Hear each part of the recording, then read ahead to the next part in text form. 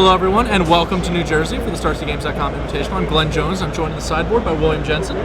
Huey, as you're better known perhaps. Yeah. So Huey, you decided to once again play Blue White Red Flash. You did well with the deck at the Richmond Standard Open, making top 8 before failing to play some lands and failing to advance. Sure. But obviously, after a successful outing that weekend, it seemed like the ideal deck to come back to for Standard. Yep. I understand that you worked on this list with Matt Costa, or Costa sent you an email. Yeah.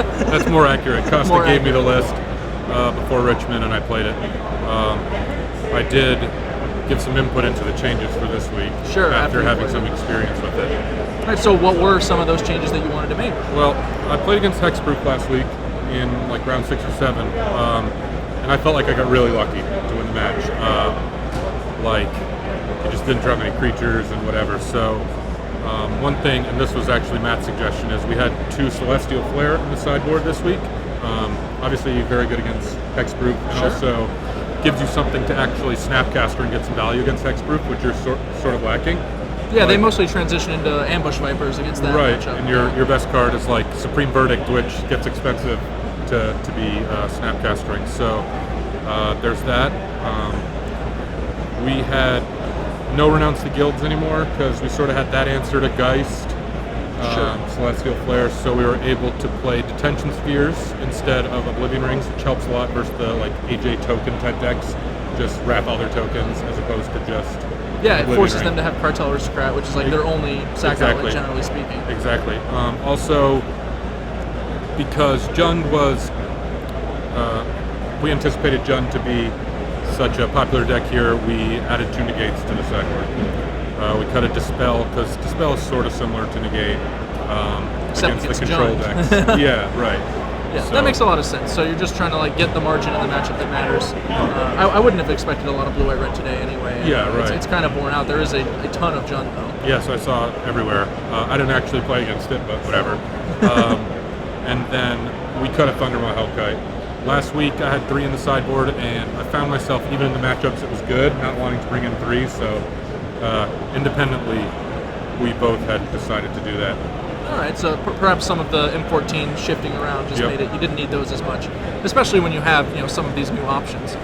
One of the cards you were running as well, Ratchet Bomb in the sideboard.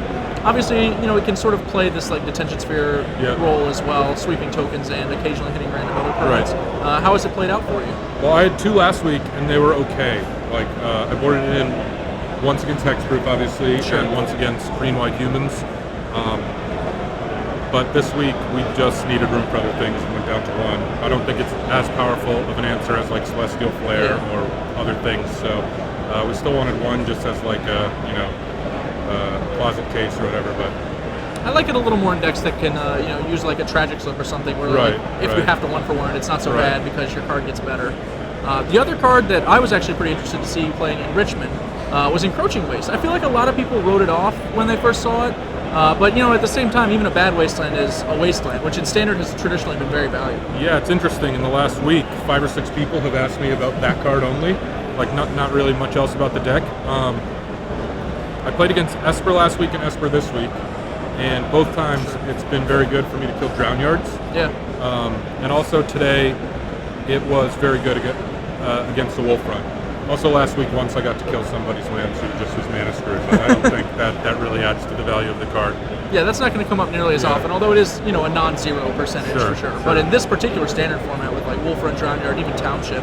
Cavern maybe once in a while. Sure, once in a while.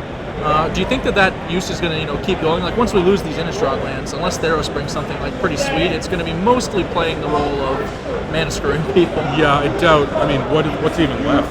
Yeah, Stone nothing. I guess Mutavault is pretty much it. Yeah, I doubt it would see play over colored lands at that point. I don't think there's enough upside, but we'll see. All right, well, I guess Maze's End enthusiasts, you may be safe soon. You may not have to worry about it.